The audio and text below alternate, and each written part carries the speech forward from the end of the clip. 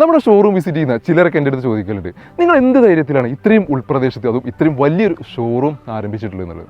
അപ്പോൾ ഞാൻ അവർക്ക് കൊടുക്കുന്നൊരു മറുപടി ഉണ്ട്. ഞാൻ ഈ ഷോറൂം ആരംഭിക്കുന്ന സമയത്ത് ഇത് വളരെയധികം ചെറുതായിരുന്നു. അതിനുശേഷം ഇത് ഇവിടെ കിടന്നങ്ങ് വലുതായതാണ്.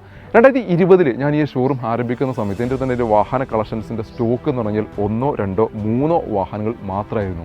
പിന്നെ അതിനുശേഷം കഴിഞ്ഞ 5 വർഷമായിട്ട് രാവെന്നോ പകരമില്ലാത്ത കഷ്ടപ്പാടിനൊടുവിലാണ് 350ഓളം വാഹനങ്ങളുടെ ഒരു വലിയൊരു കളക്ഷൻസ് 35ഓളം ടീം മെമ്പേഴ്സിൻ്റെ ഒരു വലിയൊരു കൂട്ടായ്മയായിട്ട് ഈ സംരംഭം എനിക്ക് മാറ്റാൻ സാധിച്ചത്. ഈ 2020 ഞാൻ ഈ സംരംഭം തുടങ്ങുന്ന സമയത്ത് ഞാൻ എടുത്തൊരു പ്രതിജ്ഞയുണ്ട്, ഒരു കാരണവശാലും മറ്റുള്ളവരുടെ ക്യാഷോ അല്ലെങ്കിൽ ലോണോ എടുത്തിട്ട് ഞാൻ ഈ ഒരു സംരംഭം മുന്നോട്ട് കൊണ്ടുപോകില്ല എന്നുള്ളത്. അതുകൊണ്ട് തന്നെ കഴിഞ്ഞ 5 വർഷമായിട്ട് സമാധാനപരമായിട്ടുള്ള കച്ചവടമാണ് എനിക്ക് ചെയ്യാൻ സാധിച്ചത്. എനിക്ക് മറ്റൊരാളെ കണക്ക് ബോധിപ്പിക്കേണ്ട കാര്യമില്ല. ഒരു ബാങ്കിൻ്റെ പലിശ അടക്കാൻ വേണ്ടിയിട്ട് എനിക്ക് ലാഭം കൂട്ടി വിൽക്കേണ്ട ആവശ്യമില്ല. ഇന്ന് എൻ്റെ കൂടെയുള്ള ഈ 35 ടീം മെമ്പേഴ്സ് അവർ ഇന്ന് എടുത്തുകൊണ്ടിരിക്കുന്ന ജോലി ഇന്നലെ വരെ ഞാൻ എടുത്തതിന് ശേഷം അതൊരു പരിധി, ഒരു ലിമിറ്റ് എത്തുമ്പോൾ ഞാൻ അവർക്ക് ഹാൻഡ് ഓവർ ചെയ്ത് പോകുന്നിട്ടുള്ള. അതുകൊണ്ട് ഇനി 35 പേരെടുക്കുന്ന ജോലിയിലും ഞാൻ എക്സ്പീരിയൻസ് ചെയ്തിട്ടുള്ള ഒരാളാണ്.